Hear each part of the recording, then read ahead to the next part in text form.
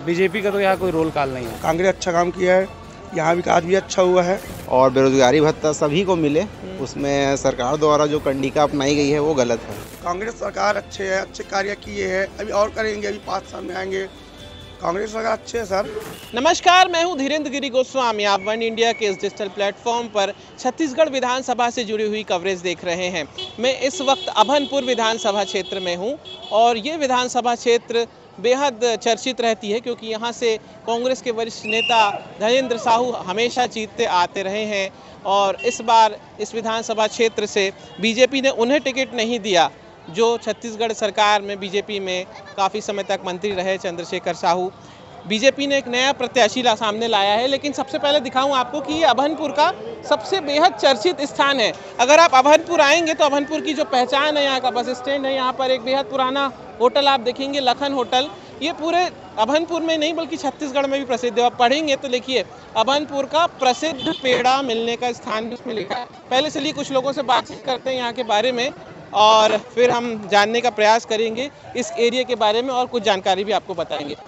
इस बार चुनाव में छत्तीसगढ़ में जो चुनाव हो रहे हैं जी, क्या लग रहा है? एक तरफा निकालेगा धनेंद्र साहू, सेकंड पोजीशन में आ सकता है जनता जोगी। बीजेपी का तो यहाँ कोई रोल काल नहीं है अभनपुर के हिसाब जी, अभनपुर के हिसाब से। क्यों ऐसा लग रहा है धनेंद्र साहू जीतेंगे? उनका कार्यकाली छवि भी बहुत अच्छा है और कांग्रेस का लहर चल रहा है और बीजेपी में उस टाइप का प्रत्याशी नहीं मिला उसको टक्कर देने लायक। इंदल साहू उस लायक भी नहीं है क्योंकि वो ग्रामीण से उठा हुआ स्तर का आदमी है। बीजेपी से कौन प्रत्याशी है? क्या है? इंदर साहू।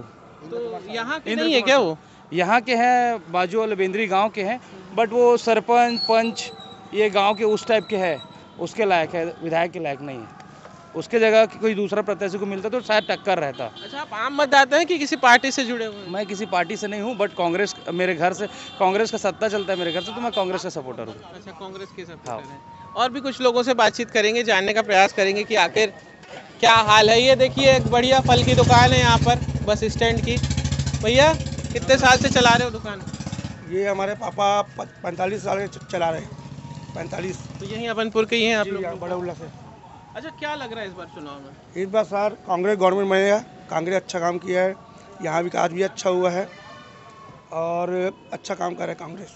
अच्छा, ये जो अभी लड़के से बात की थी वो तो कांग्रेस से जुड़े हुए थे, आप तो आम मतदाता है ना? मैं आम आदमी हूँ भैया, धंधा वाला आदमी। मेरे पास भाजपा वाले भी आते हैं, आम आदमी भी आते हैं, मेरे राजनीति कोई मतलब नहीं, लेकिन जो विकास किया उसको बोलना पड़ रहा है। न कांग्रेस वाले खाने देते हैं, न भाजपा वाले खाने देते हैं। हमको क्या भैया, धंधा करेंगे तब खाएंगे। अच्छा, एक बड़ा मुद्दा होता है महंगाई का चुनाव में, है ना? आप लोग व्यापारी वर्ग भी महंगाई से काफ़ी प्रभावित होता है, तो ये इस विधानसभा चुनाव में कुछ महंगाई का मुद्दा लग रहा है? नहीं लग रहा है सर, उसका कोई प्रभाव नहीं। महंगाई तो सर वो तो बढ़ेगा भाई। आप देखो धान का रेट बढ़ा रहा है सरकार, कहाँ लगे? अभी ज़मीन का रेट बढ़ रहा है, सब लोग बढ़ेगा सर। इसका कोई महंगाई कोई प्रभाव नहीं पड़ेगा। लेकिन कांग्रेस अच्छा काम किया है, कांग्रेस गवर्नमेंट बनेगा और यहाँ विधायक धनेंद्र साहू जी जीतेंगे जी। जी मेरे लग रहा है। ठीक।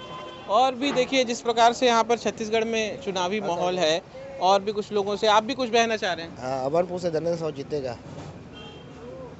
आप सब तो एक ही के बारे में बोल रहे हैं। सब अलग दुकानदार है, सब शहर के लोग हैं, अपना अपना राय बता रहे हैं आपको। धनेंद्र साहू जीते यहाँ से। क्यों जीतेंगे? काम भी करवाया ना, अभनपुर में विकास किया है ना। क्या काम हुआ है अभनपुर में? बहुत काम हुआ है, रोड का है, हर चीज का काम हुआ है, तालाब उलाब भी काम हुआ है। अच्छा, चुनाव में मुद्दे क्या हैं आपके लिए? धनेंद्र साहू। कांग्रेस की धनेंद्र साहू? कांग्रेस। विकास धनेंद्र साहू किया है अभनपुर में। सर सुनिए ना भाई, कांग्रेस गवर्नमेंट आए तब तो विकास करेंगे। कांग्रेस सरकार अच्छे कार्य किए हैं, अभी और करेंगे, अभी 5 साल में आएंगे। कांग्रेस सरकार अच्छे है सर, हम नहीं बोल रहे, पर जनता बोल रहा है भाई। यहाँ का पूछ लीजिए कहीं भी, हर जनता का मांग है कांग्रेस अच्छा काम। अच्छा, ये अभनपुर की पहचान क्या है? ये लखन होटल जी, यहाँ का फेमस पेड़ा है। यहाँ की चना चटपटी और पेड़ा बहुत फेमस है और यहाँ का दाल भी फेमस है। देखिए ये अभनपुर बहुत ही एक ऐसा इलाका है जहाँ पर किसानों की संख्या बहुत ज़्यादा है। धनेंद्र साहू को शायद लोग इसलिए पसंद कर रहे हैं क्योंकि वो किसान नेता रहे हैं, किसानों की से जुड़े हुए मुद्दे उठाते रहे हैं और कई बार के यहाँ के विधायक हैं। तो एक मुद्दा ये भी तो दिख रहा है। एक युवा से पूछते, छत्तीसगढ़ विधानसभा चुनाव में युवाओं के लिए क्या मुद्दा है? सर युवाओं के लिए अनियमित कर्मचारियों का नियमितीकरण है और बेरोजगारी भत्ता सभी को मिले, उसमें सरकार द्वारा जो कंडिका अपनाई गई है वो गलत है।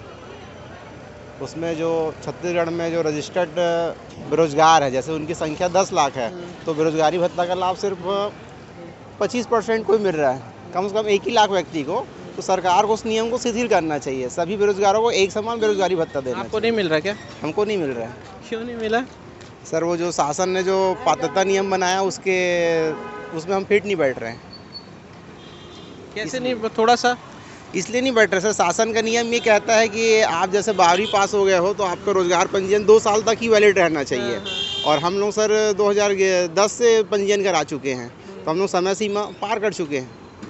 जैसे आज आप 12वीं पास हुए तो आपका पंजीयन सिर्फ 2 साल तक ही रहना चाहिए। अच्छा, ये पीएससी कोई विषय नहीं है आप लोगों के लिए? पीएससी तो बहुत बड़ा विषय है सर, उसकी भर्ती पारदर्शी तरीके से नहीं हुई है, होना था, उसमें थोड़ा सा संदेह के दायरे में पीएससी। नाराजगी दिख रही है सरकार से, तो आप किसको पसंद करते हैं? अब सर युवाओं के लिए अच्छी स्कीम लाए और हर एक भर्ती पारदर्शी तरीके से हो, ऐसा सरकार। भूपेश सरकार की रमन सरकार? अभी तो सर भूपेश बघेल सरकार के पक्ष में माहौल ज़्यादा है किसान और धान के मुद्दे में। आप और सर जैसे हम युवा हैं, सरकार से अपील करते हैं कि कांग्रेस की सरकार अगर और आती है तो युवाओं के लिए अच्छी से अच्छी योजना लेके आए और भर्ती लेके आए। बड़ी दिलचस्प बात बोली आपने, कांग्रेस की सरकार आती है, आपको लग रही है आप कांग्रेस को नापसंद भी नहीं करते, लेकिन नीतियों में संशोधन। हाँ, नीतियों में संशोधन चाहते हैं। उसकी कार्यप्रणाली एकदम खराब है ऐसा नहीं है, कुछ एक भर्तियों में अच्छा नहीं है और कुछ एक नियमों को उसको पारदर्शी तरीके से शिथिल कर देना चाहिए बस। ठीक है सर। देखिए, बड़ी दिलचस्प बात है कि युवा जो बेरोजगारी भत्ते की बात कह रहा है, जो पीएससी घोटाले की बात कर रहा है, लेकिन उसको ये लगता है कि सरकार किसी की भी हो से नीतियों में परिवर्तन करना चाहिए। वो हालांकि उनको भी यही लग रहा है कि छत्तीसगढ़ में कांग्रेस की सरकार। देखिए, मैं पहले आपको बता रहा था लखन होटल के बारे में भी उन्होंने बताया। पहले देखिए, लिखा है कि अभनपुर का प्रसिद्ध पेड़ा मिलने का एकमात्र स्थान। यहाँ के लोगों ने बताया कि ये बहुत ही प्रसिद्ध स्थान है। और हाँ दाई, काय बोला था? यहाँ 50 साल हो गए मोला। 50 साल हो गए? हाँ। ये अभनपुर के हस? हाँ, लेकिन घर नहीं दे है, सब झला घर दे रही आदमी माला। कौन? मोला घर नहीं दे, वोट डालथो में है। कौन नहीं दे है? भाजपा कांग्रेस नहीं दे है? जनता पार्टी वाला मनू डालत रहे। जनता पार्टी वाला मतलब वोट देता थे यहाँ, और घर नहीं मिले है? नहीं मिले। तो मोदी जी बोलते घर दूं करके सब जनला नहीं दे है ना, मोला नहीं दे है। तो कब से नहीं मिले हैं? मतलब कब से बोला था घर दे दे की के? बहुत साल से बोलते मना रही साथ मिल देते, मोला नहीं दे। अब मैं नगर पंचायत में काम करता, सफाई कर्मचारी है। अच्छा, आप नगर पंचायत में काम करती है, तो आप तो नेता लोगों से मिलती रहती होंगी। हाँ। विधायक से नहीं मिली यहाँ के? नहीं, वो तो ना विधायक भी बड़े बड़े मान के सुनते, छोटे आदमी थोड़े सुनी बेटा। अच्छा, अगर वोट मांगने आएंगे अब विधायक जी घर में या कोई भी नेता, तो उनको बोलेंगी मैं नहीं दूंगी, सानी दूंगी। वोट ही नहीं देंगी आप? मेरे को तो कोई मतलब नहीं है ना, मेरे को घर नहीं दिए हैं तो। नहीं माता जी, वोट देना चाहिए, अब वोट देंगे तभी तो पता चलेगा। मेरे को तो इतना साल हो गया, मेरे को तो कुछ मतलब नहीं है, तो क्या दूंगी बता।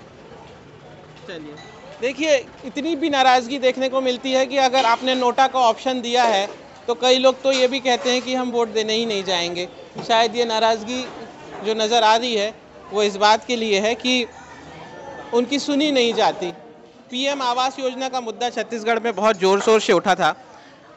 कांग्रेस और बीजेपी के बीच काफ़ी तकरार देखने को मिली। विधानसभा में भी ये मुद्दा उठा और उसकी ज़मीनी हकीकत एक वृद्ध महिला से बातचीत करके हमें थोड़ी बहुत तो समझ में आई है। लोगों ने कहा कि ये लखन होटल जो है काफ़ी प्रसिद्ध है, कई सालों से चल रहा है, और क्योंकि मैं भी रायपुर का ही रहने वाला हूँ तो मैं भी जानता हूँ इस बात को कि अभनपुर की एक पहचान है। तो सोचा हम आपको इस चुनावी यात्रा में यहाँ से भी मुखातिब कराएं। ये आपके होटल के बारे में बताइए, बड़ा प्रसिद्ध है यहाँ पर, लोग कह रहे हैं। जी सर, बोलिए। क्या खासियत है कि इस लोग अभनपुर का पेड़ा पसंद करते हैं? अभनपुर का पेड़ा और अभनपुर के लोग पूरे फेमस हैं। यहाँ पास में सभी काम अच्छा होता है भैया, अभनपुर में बहुत अच्छा है, यहाँ के लोग बहुत अच्छे हैं।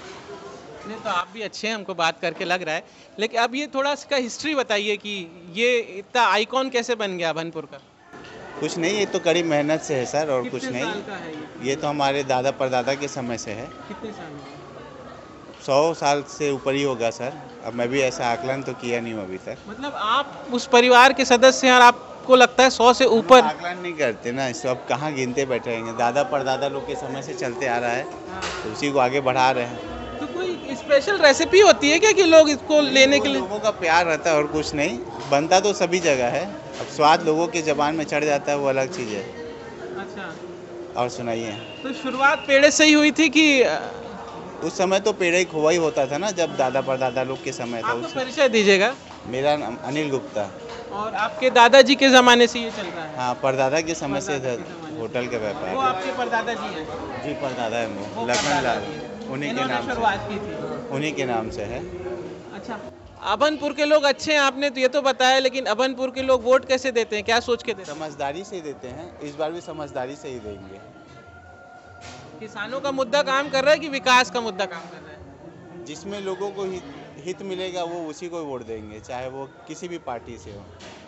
आप तो बहुत न्यूट्रल व्यक्ति हैं, मेरे को समझ में आ गया, आप किसी राजनीतिक दल के उसमें तो नहीं कहेंगे, लेकिन ये आपसे जानना चाहूँगा कि आप व्यापारी हैं, तो महंगाई एक मुद्दा है कि नहीं चुनाव में?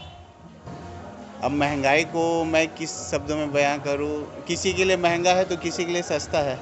महंगाई अपने हिसाब से लोग बाग बनाते हैं उसको, कोई बोलता है ज़्यादा महंगा है और कोई बोलता है बराबर है, ठीक है, होना चाहिए, इतना रेट होना चाहिए। व्यापारी वर्ग जो बोलता है कि जीएसटी और महंगा आप लोगों को काम करने में दिक्कत होती है, आप वो ऐसा फील करते हैं? अब देश के लिए कमा रहे हैं सर, उसमें तो थोड़ा बहुत सहयोग देना पड़ेगा, जीएसटी में दे चाहे किसी भी रूप में दे, हमको तो देश के लिए देना ही है। अरे बहुत अच्छी बात बोली आपने। देखिए, ये लखन होटल है, यहाँ पर लोग आते हैं और जैसा कि इन्होंने बताया 100 साल से अधिक का वक्त गुजर चुका है।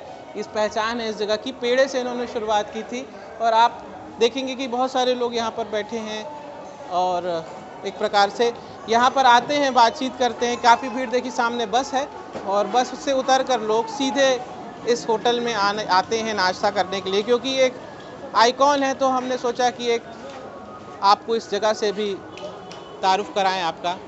और सीधी सी बात है कि सबका अपना अपना मत है। अभनपुर विधानसभा सीट को लेकर भी लोगों का अपना मत है, जैसा लोगों ने बताया। महंगाई के विषय पर भी लोग अपनी बातें रख रहे हैं। एक युवा ने तो ये भी कह दिया कि देश के योगदान के लिए अगर हमें जो करना पड़े वो हम करेंगे, चाहे वो जीएसटी ही क्यों ना हो। कुछ लोग कहते हैं कि जीएसटी गब्बर सिंह टैक्स है। तो फिलहाल ये बात हमको समझ में आती है, चुनावी कवरेज के दौरान हम अलग अलग लोगों से बातचीत करते हैं तब, कि जनमन कभी एक जैसा नहीं होता है। जनमन का मतलब केवल लोकतंत्र में मतदान देने के लिए तैयार किया गया मन नहीं होता है। जनमन का मतलब ये भी होता है कि लोग अपने विचार किस तरीके से रखते हैं और उन्हीं विचारों के आधार पर वो अपनी तरीके से लोकतंत्र का हिस्सा बनकर अपनी सरकार भी चुनते हैं। बहरहाल ये वीडियो आपको कैसा लगा हमें कमेंट बॉक्स पे ज़रूर बताइएगा। आप किसी भी सोशल मीडिया प्लेटफॉर्म पर इस वीडियो को देख रहे हैं तो उसे लाइक कीजिएगा, शेयर कीजिएगा। अभनपुर के पेड़े की तरह आपका जीवन भी मिठास से भरा रहे, ऐसी हम कामना करते हैं। नमस्कार।